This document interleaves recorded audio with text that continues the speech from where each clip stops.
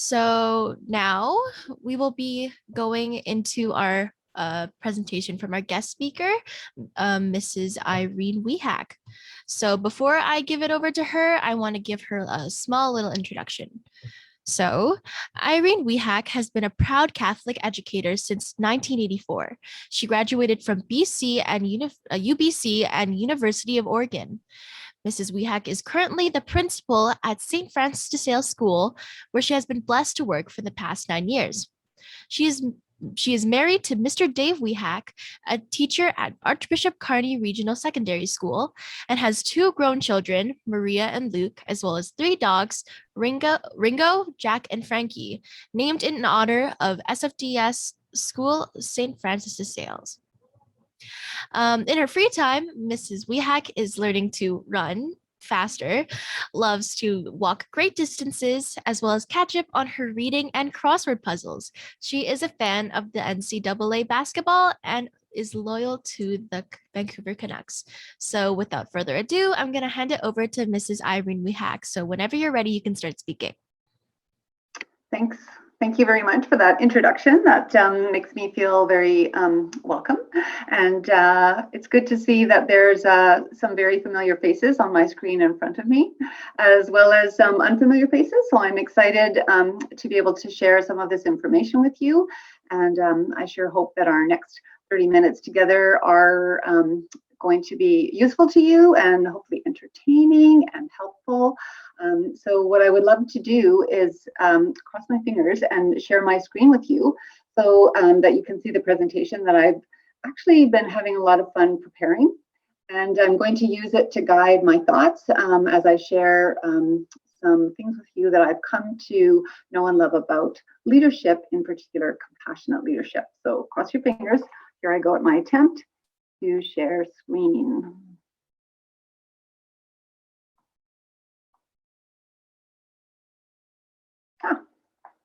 There we go. Excellent. So to me, this topic on compassionate leadership really ties in with our call to be the hands and feet really of Jesus. And so I thought I would put those images up there to start us off. And then I don't really need to introduce myself too much because it was done so wonderfully before I began speaking. I can share some pictures with you of those dogs that were mentioned. So I've got my kids and my husband in the one picture there looking pretty casual. It's on a weekend. Not super sure that they would be happy that I'm sharing that particular image with you all. Luke is holding Frankie, of course, who some of you know from school. And then we have Jack and Ringo by the fireplace there. And Ringo, unfortunately, is on his last little doggy legs. He's pretty old. He's 15 years old, and we're counting down the days for him to be able to remain alive and with our family. So if you have any spare time for prayers for pets, you could send them to Ringo. That would be appreciated. I snuck in an extra picture of Frankie because he really is so devoted to my husband, Mr. Wihak, Dave Wihak, and that's just kind of a funny image of him just looking at him with such devotion. I thought you would get a kick out of it. So here's kind of what I thought we could do for the next 30 minutes or so. I thought I would love to get a sense of why you're here and tell you why I'm here. I thought we could talk a little bit about leadership, and I want to touch on two people that to me really exemplify compassionate leadership. I want to share with you the importance that I feel of being able to lead yourself before you can lead others and how compassion fits into that. And then just touch on the idea that as leaders and as people in general, honestly, we probably are going to run into some setbacks, and that's just part of the package. And so what we can do to manage all of those. So my deep hopes for this next half hour, really, if it isn't obvious already, is that I'd love to just be able to connect with you all, future leaders, current leaders, and also to express gratitude for this opportunity to stretch myself and inspire you to stretch yourselves as we work together really to build the kingdom of God. When Mrs. Piano and her boys asked me first if I would be interested in this, I was quite touched and almost surprised, because believe it or not, it's still a stretch for me to, in fact, think of myself as a leader. And that's partly because of things that I used to think about leadership compared to what I've come to learn. So that's about me and my deep hopes. I'm wondering if it would be appropriate for you to think about what you hope to gain from these next 30 minutes. What do you hope to learn? Um, and I don't know if I don't want necessarily want to take time for us all to share. I didn't realize the group was going to be as big as it was. I thought maybe we could do some talking about that. Instead, what I think I'm going to ask you to do is just think about what is your hope. I'm just going to be quiet for a few minutes as you consider what your hope is for these next 30 minutes.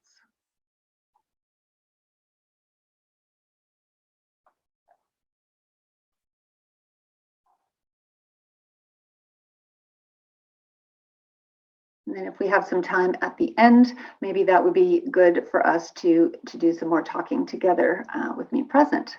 So when I first started collecting my thoughts about this, I just sort of Googled leadership and compassionate leadership and found this particular slide. And I don't know what words pop out for you. You know, they might be confidence, courage, it might be toughness. You might be the sort of person for whom compassion, listen, others, those kind of words pop. For me, when I read it, I really liked this idea of becoming and the idea of integrity of intent. Becoming, because leadership is a growth process. It takes a long, long time. And there are peaks and valleys, and we need to be patient and merciful and compassionate with ourselves as we grow and develop. And the idea of intent is also, I think, really important. Why do you want to be a leader? What are you hoping to accomplish, and why does that matter? I also like this slide because it talks about nurturing. It touches on human relationships and how complex they are. And it uses the word creation, and blooming. These all really appeal to me and touch on my own experience of leadership for sure. What I can share with you is when I first, became a teacher, I came across this woman and was able to learn from her. Her name is Diane Gosson, and she was from Saskatoon. And she introduced me to this idea of restitution theory, which centers on focusing on who the person I want to be really is. And so in my role as a school principal, I find that is helpful to me when I'm dealing with children and families and helping children in conflict often think about who is it that they want to be. And what I really loved about this theory is its focus on healing as opposed to shaming. It was about strengthening, less about punishing. It was about invitation and not force. The hard part is that it does require time and effort. It's not a quick fix, but I love the creativity and self-focus that's all kind of wrapped up in it. So it's sort of based on the fact that everybody acts for a reason. And I've come across this many times in different fields, but the idea of fun, freedom, love and belonging, mastery and achievement are so important to all human beings. If we can just learn to appreciate that that's what all of us need, it's helpful when we're trying to give direction to people and give direction to ourselves. Next, I want to talk to you about something I came across in a podcast. And it was about what I learned was this particular mom and how she helped her child to lead. And she would teach him things like, instead of asking yourself or asking her child, what did he accomplish at the end of the day? She would instead say, were you kind? Were you kind today? She would ask him, did you make a difference? This mom who was raising this little boy would ask, did you ensure that you were responsible for your actions? And this little boy grew into this man who loves his mom and eventually became the president of the United States, Barack Obama. So I just really love that influence that his mom had on him and how I believe it shaped him. And I'm suggesting to you that you consider who your influences are. Hopefully your mom is one of them. Again, were you kind? Did you make a difference? Did you ensure you were responsible? This is what compassionate leaders ask themselves. Another big influence on me has been Bishop Robert Barron. He lives in Los Angeles, and he's a bishop, just like we have Archbishop Michael Miller. You can see him there at a confirmation. And some of the things that I've learned to really incorporate from him is to remember that your life isn't about you. You can see he's a fellow dog lover. He's very active in social media in the Catholic world.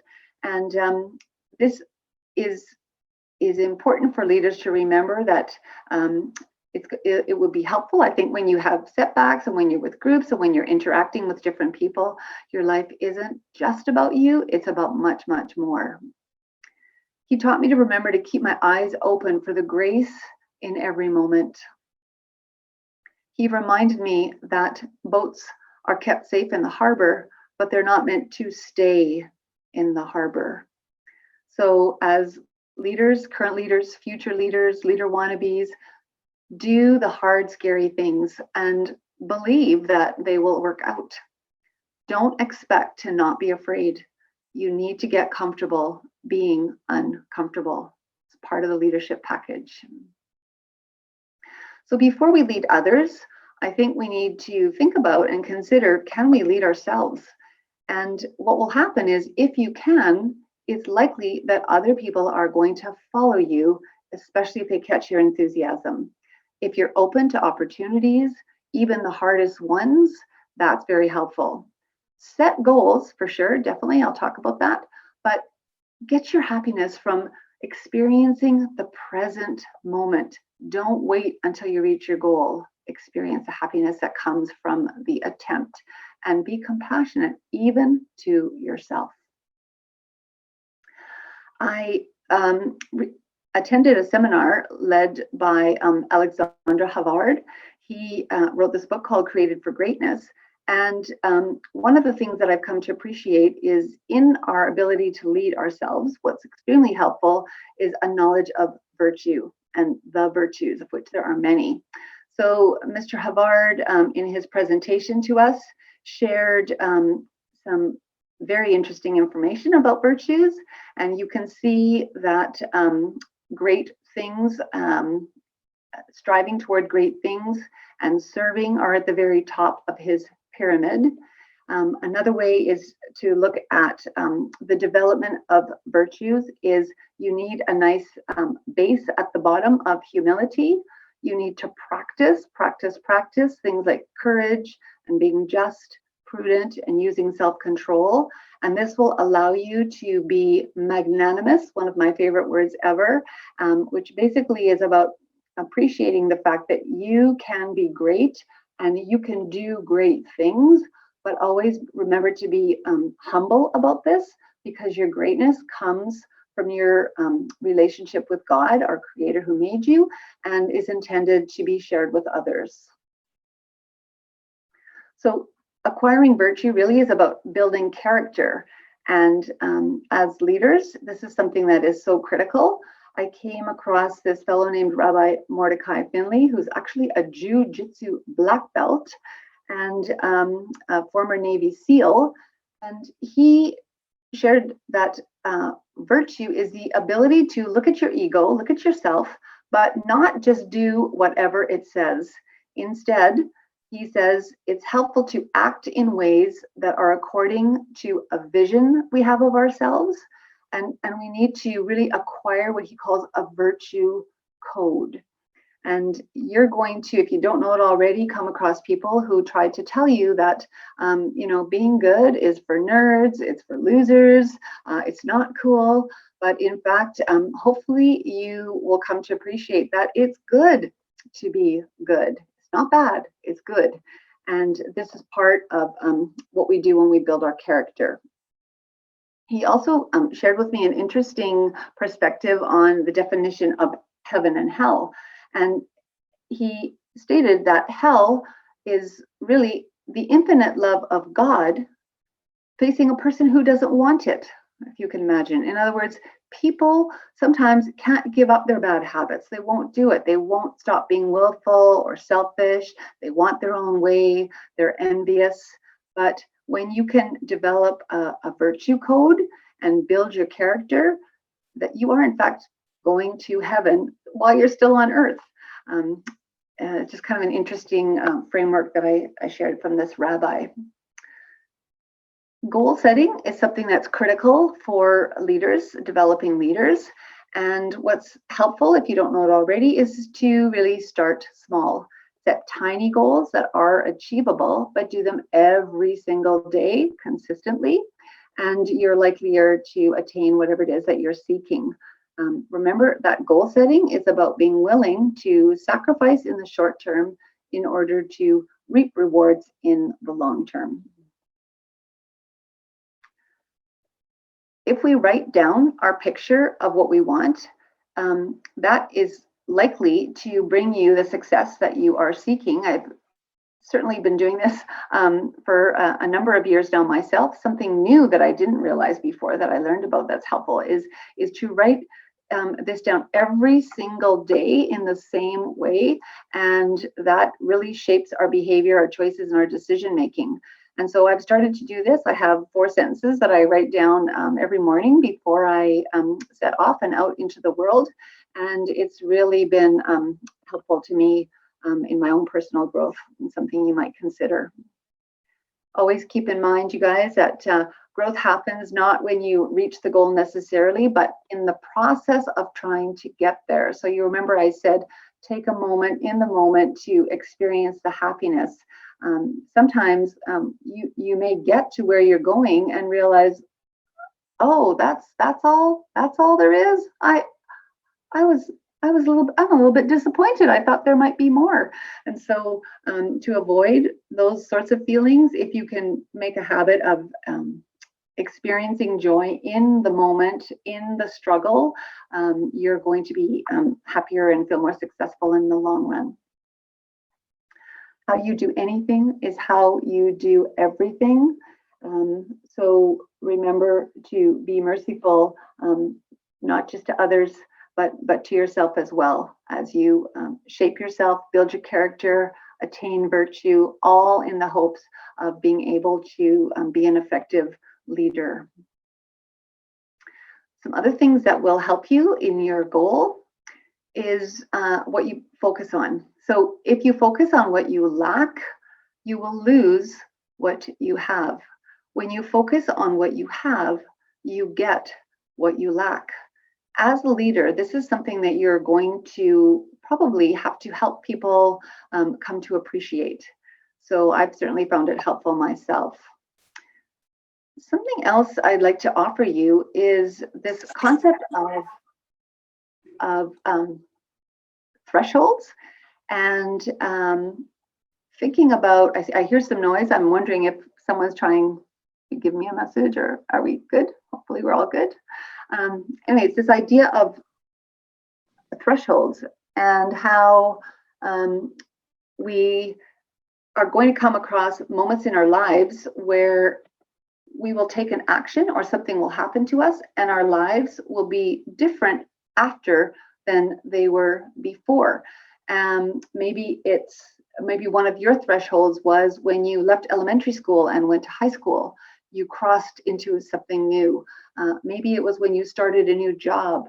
Maybe when your family had to move to a different home. Maybe a threshold that you encountered was if someone in your family became very, very sick and things changed afterwards. Be on the lookout for these thresholds and notice them. It's a helpful practice because many of these thresholds are really sustaining and good for our spirits. Be open, be grateful, always helpful. Make it a practice every day to see where God has been active in your life. You can do this in the evening before you go to sleep. I often do it in the morning on my drive to work. I think about my previous day and go through this process of just starting in the morning and going through over the course of the day, where was God active? And it's possible, particularly as a high school student, that you may have moments of desolation, sadness, upsetting things that happen to you. But if you can make a habit of always looking for God's presence, the consolation, even in those dark moments. It's just very helpful and consoling and will sustain you in your quest for leadership. As you continue to grow in self-awareness, you're going to tell yourself some things. There's going to be some self-talk. And so make that story that you tell yourself one that you choose. Make it a positive one. Look for the rewards, look for the consolations, look for God's touch in your day. And that story is going to be one that will probably make you a more effective leader, I would argue. I'll just skip to this next part a little quickly. Something that I've done, you may have come across is the one word practice. An author whose name I can't remember right now, I think it's John Gordon, he came up with this idea of choosing a word every year and sort of using it to make decisions or reflect on. So my word this year was walk. Walk with people, walk behind people, sometimes walk humbly. It was just a really helpful word for me to help me get through the year and some of the challenges that I had to face. I've had some other words, including magnanimous, actually, that has come up. So I choose one every single year, and it's kind of a neat thing that you might want to try. I've already decided that next year my word is going to be uncomfortable. If I didn't pray, I couldn't be compassionate. I couldn't be the kind of person that I want to be. And one of the prayers that I really love is this one here. It's something you pray for yourself. Just pray like, may I be full of faith, hope, and aligned with love. And it's something you just kind of do with a breathing practice. And you can pray it for yourself, then for someone who taught you, someone who loves and cares about you, someone you're in conflict with, and then even for the whole community. And just praying this over and over like a mantra is something that's very helpful. Obvious things as well in leadership, if you're going to sustain yourself so that you can be a force for other people, you need to eat well and healthy. You need to move your body a lot, not constantly sit in front of your screen. You do need to get enough sleep, which can be hard as a teen, definitely. And believe it or not, breathing, focused breathing that you pay attention to is extremely, extremely helpful. When we lead with compassion, we aim at building relationships and restoring them when they get harmed.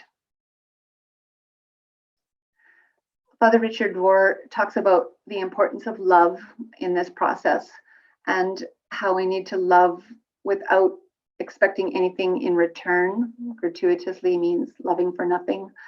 We cannot wait for others to love us first. If we do, we might not know how to receive that love. If we love only when people earn it, that's not really love, Father Richard says. He calls it a transaction. You guys want to be leaders.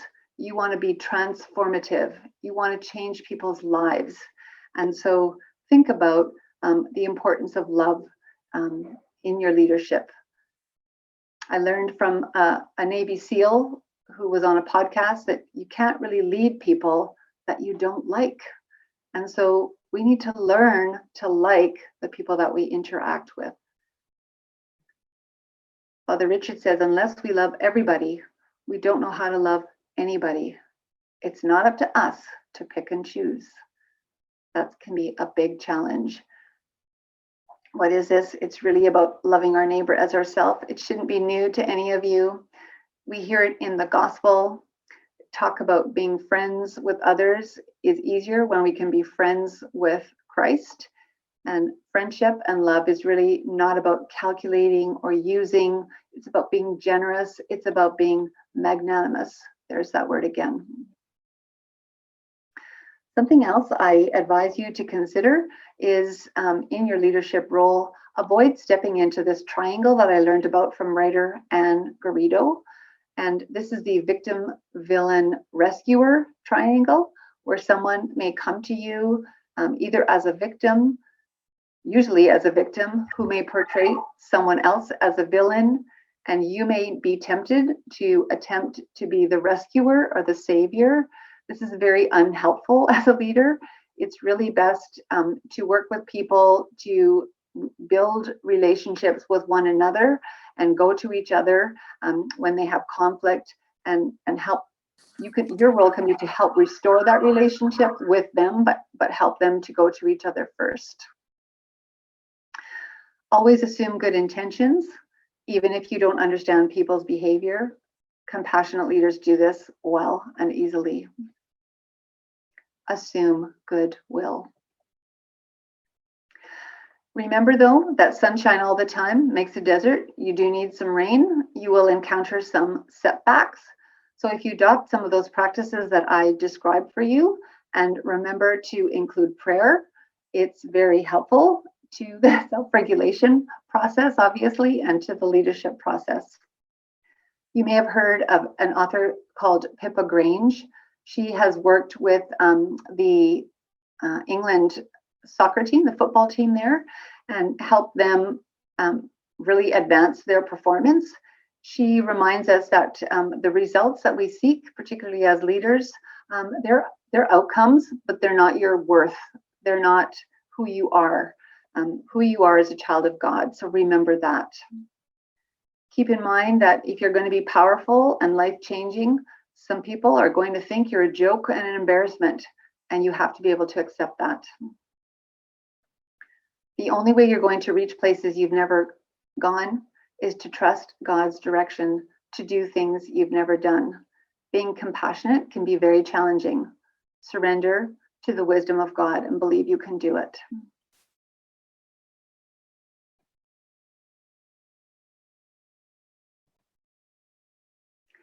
Above all, leaders, future leaders, notice where you encountered God and God encountered you. And in your role, if you can help facilitate such experiences for others, you are a compassionate leader.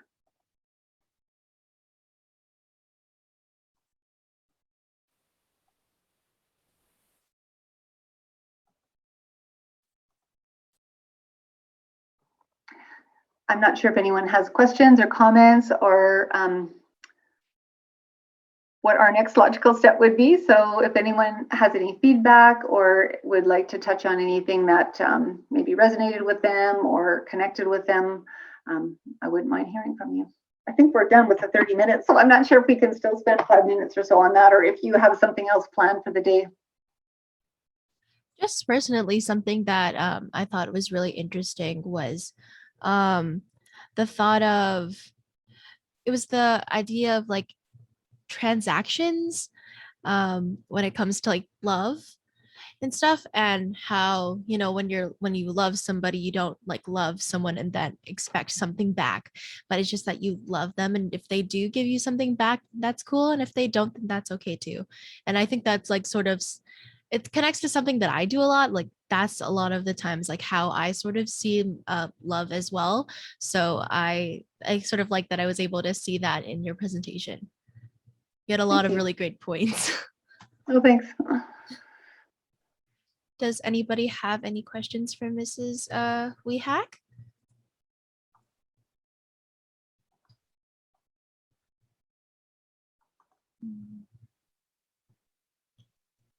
I think if nobody has questions, I think we can keep going. So, just another big thank you to Mrs. Irene Wihak for coming and talking to us today about compassionate leadership. We really appreciate you joining us and educating the current youth with your wisdom and insight.